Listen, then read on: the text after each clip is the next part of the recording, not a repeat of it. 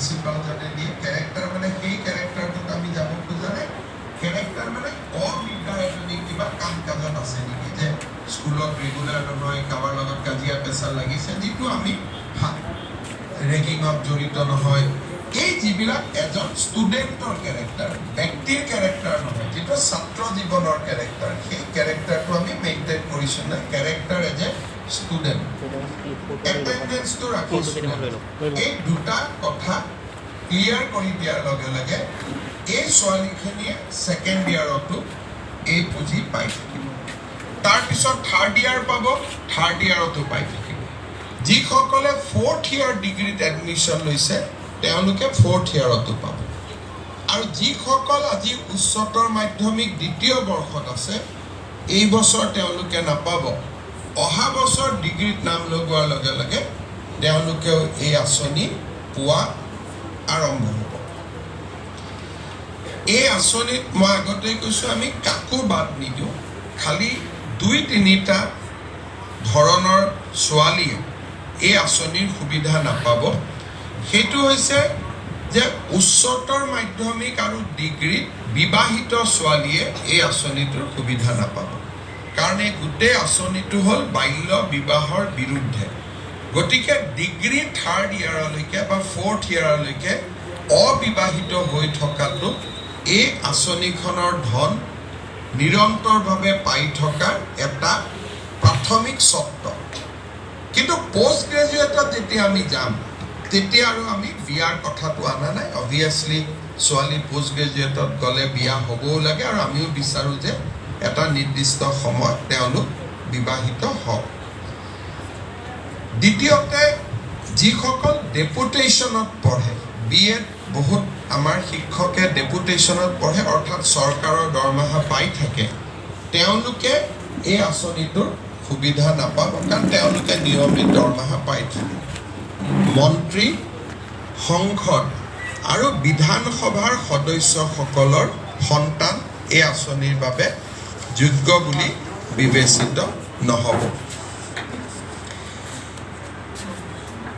আৰু এটা সৰু বৰ্গ এই আঁচনিটোৰ অধীনত নাহে সেইটো হ'ল যিসকলে হায়াৰ ছেকেণ্ডেৰীত ফাৰ্ষ্ট ডিভিজন পোৱাৰ কাৰণে স্কুটি এখন পাব কাৰণ স্কুটি আমি 60,000 টকা দিয়েই দিওঁ গতিকে তেওঁলোকক আৰু এই আঁচনিৰ আমি অনা নাই আৰু বিয়া নহৈ পঢ়ি থাকিবৰ কাৰণে স্কুটিখনেই এটা যথেষ্ট ডাঙৰ প্ৰেৰণা গতিকে দ্বিতীয় প্ৰেৰণা এটাৰ প্ৰয়োজন আমি নাই বুলি ভাবিছোঁ গতিকে হায়াৰ ছেকেণ্ডেৰীত যিসকলে স্কুটি পাব তেওঁলোকো এই আঁচনিটোৰ অধীনত নাহে কিন্তু এই বছৰ আমি নৱেম্বৰ মাহৰ ভিতৰতে সকলোকে স্কুটি আমি দি দিম যাতে আজি তেওঁলোকো আমাৰ মাজত আছে তেওঁলোকে ভাবিব যে স্কুটিখন আমি কেতিয়া পাম আমি নৱেম্বৰৰ 30 তাৰিখৰ আগতে আমি স্কুটিখন দিয়াৰ ব্যৱস্থা কৰিম এতিয়া এই আঁচনিত কোনে কিমান টকা পাব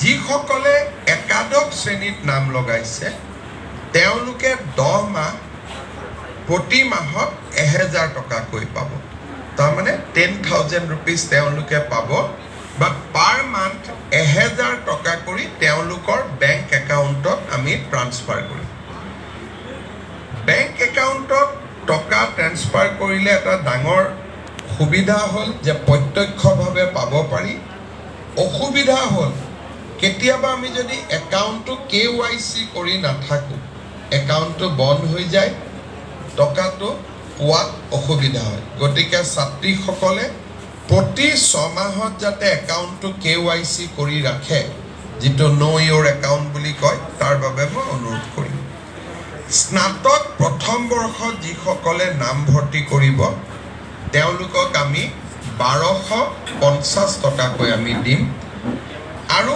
স্নাতকোত্তৰ পাঠ্যক্ৰমত যিসকলে নামভৰ্তি কৰিব বা বিএডত যিসকলে তেওঁলোকে নামভৰ্তি কৰিব তেওঁলোকক আমি 2500 টকা 2500 টকা দিম অৰ্থাৎ 2500 টকা মাহত পালে পিজি পঢ়া ছোৱালী এজনীৰ জীৱনটো বহুত সহজ হৈ পৰিব আৰু এই উদ্দেশ্যে এই আঁচনিখন আমি আৰম্ভ কৰিব খুজিছোঁ জুন আৰু জুলাই মাহত এই আঁচনিখনৰ পুঁজি আমি নিদিওঁ, কাৰণ সেইটো গৰম বন্ধৰ সময়, ছোৱালীসকল ঘৰতে থাকে। জুন জুলাইত নিদিওঁ। বাকী 10 মাহ বা বছৰটোৰ বাকী 10 মাহৰ পুঁজি আমি তেওঁলোকক যোগান ধৰিম। এই বছৰ মই আগতে কৈছোঁ যে আমি 10 অক্টোবৰৰ পৰা আৰম্ভ কৰিব খুজিছোঁ আঁচনিখন প্ৰথম।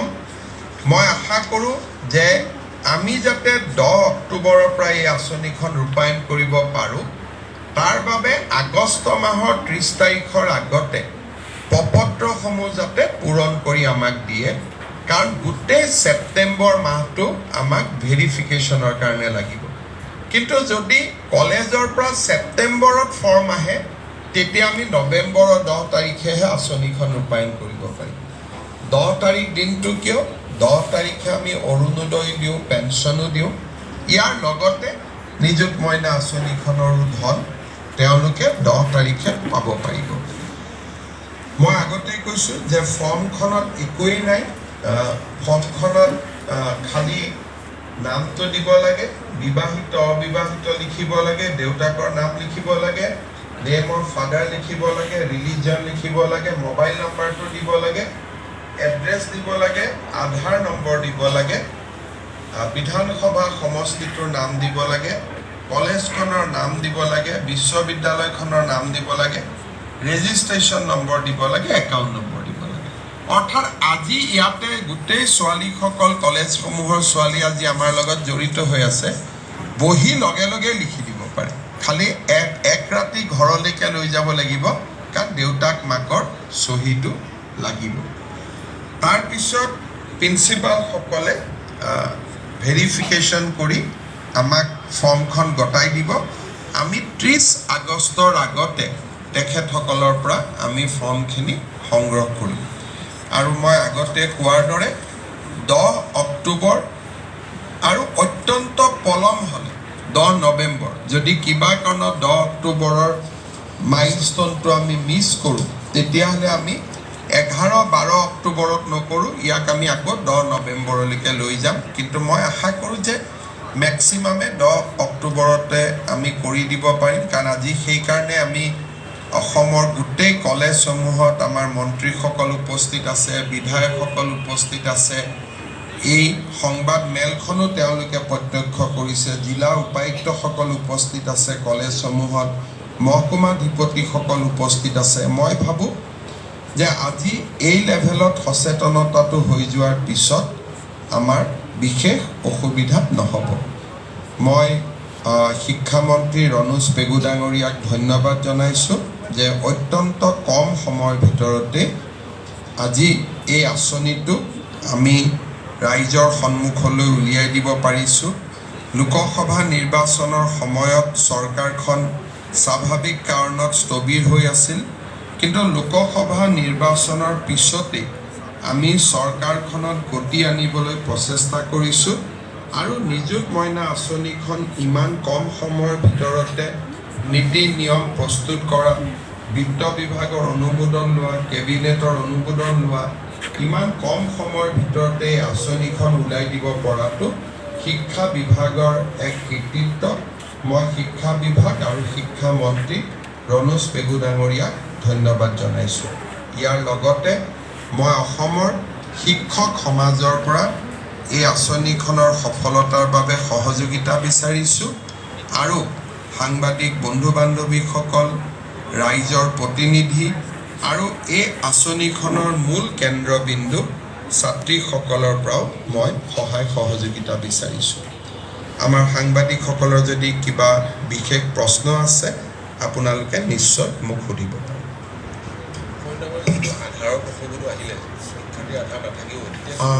আধাৰ নাথাকিলেও আমি শিক্ষাৰ্থীসকলক আমি দি দিম।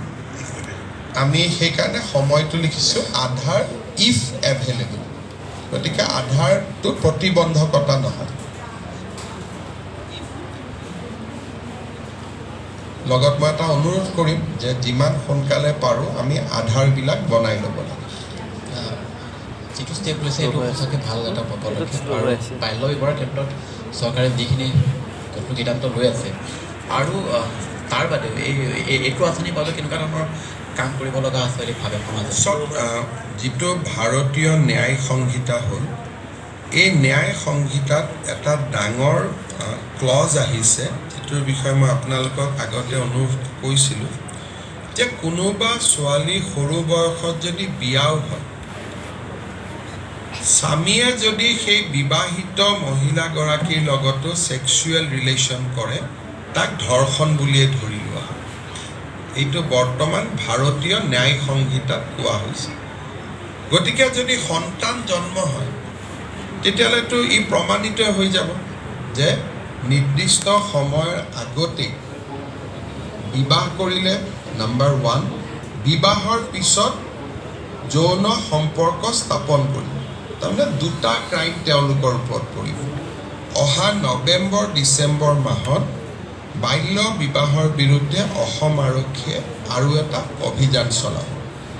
কিন্তু যোৱা এটা বছৰত অসমত বিভিন্ন NGO আহিছে আৰু অসম চৰকাৰে বাল্য বিবাহৰ বিৰুদ্ধে লোৱা প্ৰচেষ্টা কিমান ফলপ্ৰসূ হৈছে তাক চাবৰ বাবেও যত্ন কৰিছে।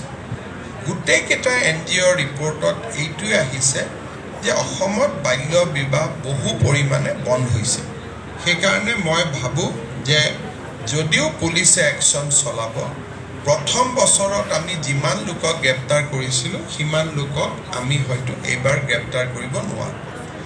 আৰু ইয়াৰ মাজত বহুকেইজন সৰু বয়সতে বিয়া কৰোৱা স্বামীক বিভিন্ন আদালতে পস্কো আইনৰ অধীনত কাৰাদণ্ড দিছে। এটা সময়ত ইয়াত এটা প্ৰচাৰ হৈছিলে যে উচ্চ ন্যায়ালয়ে আমাক বেয়া পাইছে, আমাক কিবা চেঞ্চৰ কৰিছে, এনেকুৱা কথা কিছুমান কোৱা হৈছিল। কিন্তু তাৰ বিপৰীতে যোৱা এবছৰত আমাৰ বহুকেইখন ন্যায়ালয়ে বাল্য বিবাহৰ ক্ষেত্ৰত পুলিচৰ সপক্ষে ৰায়দান কৰি ইয়াৰ অভিযুক্তসকলক পস্কো আইনৰ অধীনত 14 বছৰলৈকেও কাৰাদণ্ড বিহিছে। গতিকে মই ভাবোঁ যে বোথ নিগেটিভ এণ্ড এফাৰ্মেটিভ দুইটা কাম, ইতিবাচক পদক্ষেপো আমি লৈ আছোঁ আৰু আইনী ব্যৱস্থাও আমি লৈ আছোঁ। আৰু তাৰ ফলত 2026 চনলৈকে অসমত বাল্য বিবাহ বন্ধ হ'ব বুলি মোৰ এটা ধাৰণা বা অভিমত আছে। মই যেতিয়া বাল্য বিবাহৰ অভিযোগত স্বামীসকলক গ্ৰেপ্তাৰ কৰা হৈছিল, সেইখিনি সময়ত যিসকল ছোৱালী পুনৰ ঘূৰি আহিছিল, তেওঁলোকৰ কাৰণে বিশেষ কিবা আঁচনি এটাৰ কথা আপুনি ক'লে? তেওঁলোকৰ কাৰণে যিসকল ছোৱালীক দেউতাক মাকে দায়িত্ব ল'ব নোৱাৰিছিল, তেওঁলোকৰ বাবে আমি ৰিহেবিলিটেশ্যনৰ বাবে জিলা উপায়ুক্তসকলক ব্যৱস্থা কৰিব দিছিলোঁ যে ৰেচন কাৰ্ড দিব, PMY ঘৰ দিব। ধুবুৰী মানকাছাৰ জিলাত 2-এটা সহায় কৰা হৈছে, কিন্তু মূলতঃ দেউতাক মাকসকলে ছোৱালীসকলক ঘূৰাই লৈছে আৰু বহুত ক্ষেত্ৰত স্বামীৰ ঘৰেও ছাপৰ্ট দিছে যে এতিয়া ছোৱালীজনীক আমি নানো, 18 বছৰ হ'বৰ কাৰণে 4 মাহ আছে, দেউতাকৰ ঘৰত থাকক, 4 মাহ পিছত আমি লৈ আহিম। সেই ধৰণে বহুত সমস্যা স্থানীয়ভাৱেও সমাধান হৈছে। মুখ্যমন্ত্ৰী মহোদয়, আপুনি চাইল্ড মেৰেজৰ অপাৰেশ্যনটো আৰম্ভ কৰাৰ পিছতে আমি এটা ছাৰ্ভে কৰিছিলোঁ, য'ত আমি পাইছিলোঁ যে চাইল্ড মেৰেজৰ লগতে চাইল্ড ট্ৰেফিকিং বা উইমেন ট্ৰেফিকিঙৰ ঘটনাটো সোমাই পৰে আৰু তাৰ এটা মূল কাৰণ বুলি দেখুওৱা হয় দৰিদ্ৰতাক, য'ত ছোৱালীগৰাকীক পঢ়াব নোৱাৰাৰ বাবে কাৰোবাৰ হাতত বিক্ৰী কৰি দিয়া পৰ্যন্ত উদাহৰণ আছে। গতিকে তেনে ক্ষেত্ৰত নিযুত মইনাই কেনেধৰণে সহায় কৰিব বুলি আপুনি ভাবে? মই আগতে কোৱাৰ দৰে যে আৰ্থিক প্ৰতিবন্ধকতাই হ'ল চাইল্ড মেৰেজ বা চাইল্ড ট্ৰেফিকিঙৰ এটা মূল কাৰণ। এই আঁচনিখনে এটা সুদূৰ প্ৰসাৰী প্ৰভাৱ পেলাব বুলি মই আশা কৰোঁ, কাৰণ ভাৰতৰ কোনো ষ্টেটতে ইমান ডাঙৰ ইণ্টাৰভেনশ্যন আজিলৈকে হোৱা নাই। গতিকে মই ভাবোঁ যে ই এটা বহুত ডাঙৰ পজিটিভ ইম্পেক্ট এটা পেলাব গোটেই ব্যৱস্থাটোৰ ওপৰত। আৰু বহুত সময়ত আমাৰ ল'ৰাসকলেও কয় যে আমাক কিয় আঁচনিটো দিয়া নাই। আজিৰ আলোচনাই অন্ততঃ ল'ৰাসকলৰো এটা দৃষ্টিভংগী কৰিব যে ই হিতাধিকাৰী সৃষ্টি কৰা আঁচনি নহয় যে কোনোবাই আমাক ভোট দিব তাৰ কাৰণে আমি টকা দিম। এই আঁচনিখনৰ এটা মহান উদ্দেশ্য আছে। গতিকে কেতিয়াবা মোক লগ কৰিলে ল'ৰাবিলাকে কয় যে মামা দাদা আপুনি আমাক একো নিদিয়ে, কিন্তু এইটো কোনো ভোটৰ কাৰণে কৰা স্কিম নহয়, ইয়াৰ এটা সুদূৰ প্ৰসাৰী এটা সামাজিক লক্ষ্য আছে। হ'ব, মই পুনৰ এবাৰ আজি আমাৰ এই আপুনি কৈছে যে স্কিল ডেভেলপমেণ্টৰ ক্ষেত্ৰত আপোনালোকক কাম কৰিবলৈ কৈছে বাল্য বিবাহ ৰোধ কৰাৰ ক্ষেত্ৰত, এই ক্ষেত্ৰত চৰকাৰে কিবা পৰৱৰ্তী সময়ত পৰিকল্পনা কৰিব? আমি স্কিলৰ কাৰণে অসমত বহুত ডাঙৰ পৰিকল্পনা হাতত লৈছোঁ। আজিও মোৰ মিটিং আছে। যেনে এই বছৰে মই এটা সৰু উদাহৰণ দিছোঁ, 11 লাখ ল'ৰা ছোৱালীয়ে তৃতীয় আৰু চতুৰ্থ বৰ্গৰ পৰীক্ষাত অৱতীৰ্ণ হৈছে, চাকৰি পাব 7,000। বাকী ল'ৰা ছোৱালীখিনিক আমি কি কৰিম? স্কিল এডুকেশ্যন, স্কিল ট্ৰেইনিং আৰু বিভিন্ন জাগাত বিভিন্ন ভাৰতবৰ্ষৰ কোম্পানী আদিত আমি তেওঁলোকক কেনেকৈ নিয়োগ কৰিব পাৰোঁ। যেনেকৈ আমি নিয়োগৰ বাবে স্বচ্ছ পৰীক্ষা পাতিছোঁ, বিকল্পভাৱে চাকৰি নোপোৱা ল'ৰাখিনিৰ কাৰণেও আমি কি কৰিব পাৰোঁ তাৰো চিন্তা চৰ্চা আমি কৰি আছোঁ। আৰু মই ভাবোঁ যে ইয়াৰ বিকল্প হ'ল স্কিল এডুকেশ্যন। আৰু কোনোবা এটা দিন আপোনালোকৰ লগত মই আমাৰ মন্ত্ৰী জয়ন্ত মল্ল বৰুৱা বা মই নিজেও কথা পাতিম যে স্কিলৰ ক্ষেত্ৰত আমি কেনেকুৱা ধৰণৰ ব্যৱস্থা লৈছোঁ। শিক্ষা বিভাগে কলেজতে স্কিল এডুকেশ্যনক মেইন ষ্ট্ৰীমিং কৰাৰ বাবে বহুতখিনি কাম হাতত লৈছে। তাৰ বিষয়েও আমি আলোচনা কৰি আছোঁ যাতে কলেজত পঢ়ি থাকোঁতেই আমি স্কিল এটা বিশেষ স্কিল এটা আহৰণ কৰিব পাৰোঁ। কাৰণ সকলোতো ACS নহয়, সকলো APS নহয়, সকলো শিক্ষক নহয়, শিক্ষয়িত্ৰী নহয়, লিমিটেড স্কোপ আছে। কিন্তু এই লিমিটেড স্কোপৰ মাজত আমি যদি তেওঁলোকক স্কিল এডুকেশ্যন দিব পাৰোঁ তেতিয়াহ'লে বহুত ডাঙৰ এটা সমস্যাৰ সমাধান হ'ব। এডুকেশ্যন ডিপাৰ্টমেণ্ট আৰু স্কিল এডুকেশ্যন দুইটাই এই দিশত কাম কৰি আছে। এটা বেলেগ ইছ্যু আজি আৰু নালাগে, বাংলাদেশ বৰ্ডাৰ আজি গোটেই অসমতে ছাত্ৰীসকলে চাই আছে, কালি পৰহি পাতি ল'ম। ঠিক আছে, মই Sir, শিক্ষা may I ask a question, sir? Yes, please. Sir, in this society that we live in, it is an orthodox patriarchal one, which gives all the more reason why this scheme should be launched at the soonest. But also, men and women together build this well-knit society that we live in today. Maybe there should be a scheme, not a scheme exactly, but then education of such that could be included in our school system to educate the boys about maybe sexual education so that the child marriage can be stopped from their side as well. This is a very positive suggestion. We will do the needful. Thank you so much, sir. তোমাৰ নামটো কি মা? Olivia Kalita. অনিডিয়া? Sir, Olivia. Olivia এইটো কথা কৈছে, it is very important যে child মেৰেজত ছোৱালীজনীৰ যিমান ভূমিকা থাকে তাতকৈ ল'ৰাৰো সিমানেই ভূমিকা থাকে। গতিকে আমি ছোৱালীসকলক সচেতন কৰাৰ লগে লগে ল'ৰাজনকো শিক্ষাৰ ব্যৱস্থাৰ দ্বাৰা সচেতন কৰিব লাগে যাতে ল'ৰাজনেও কম বয়সৰ ছোৱালীক বিয়া নকৰে। He also' become a catalyst in preventing child marriage. খুব পজিটিভ কথা, ডেফিনেটলি আমি সেই দিশতো আমি কাম কৰিম। মই এতিয়া অসমৰ বিভিন্ন প্ৰান্তৰ মহাবিদ্যালয়, হায়াৰ ছেকেণ্ডেৰী স্কুল আদিত উপস্থিত থকা আমাৰ মাননীয় মন্ত্ৰী, বিধায়ক, সাংসদ, চৰকাৰী বিষয়া তথা অন্যান্য বিশিষ্ট নাগৰিকসকলক এই নিযুত মইনাৰ প্ৰপত্ৰ বিতৰণ কৰিবৰ কাৰণে অনুৰোধ কৰিছোঁ। আজিৰ পৰা প্ৰপত্ৰসমূহ বিতৰণ হ'ব। অহা 13 তাৰিখলৈকে এনেধৰণে বিতৰণ কৰি সমাপ্ত কৰিব। 14 তাৰিখৰ দিনা যদি কোনো প্ৰপত্ৰ বাকী থাকে তেনেহ'লে বিদ্যালয় বা মহাবিদ্যালয়ৰ অধ্যক্ষ টিচাৰে এই বাকী থকা যিখিনি প্ৰপত্ৰ সেইখিনি বিতৰণ সমাপ্ত কৰিব আৰু এই আগষ্ট মাহৰ ভিতৰতে প্ৰপত্ৰসমূহ জমা কৰিব। এই অনুৰোধ জনাই আপোনালোক সকলোকে ধন্যবাদ জ্ঞাপন কৰি আৰু বিশেষভাৱে মাননীয় মুখ্যমন্ত্ৰীক তেওঁৰ ব্যস্ততাপূৰ্ণ জীৱনৰ মাজত এইখিনি সময় উলিয়াই উচ্চ শিক্ষা বিভাগৰ এই নিযুত মইনা আঁচনিখন শুভাৰম্ভ কৰি দিয়াৰ বাবে ধন্যবাদ জনালোঁ।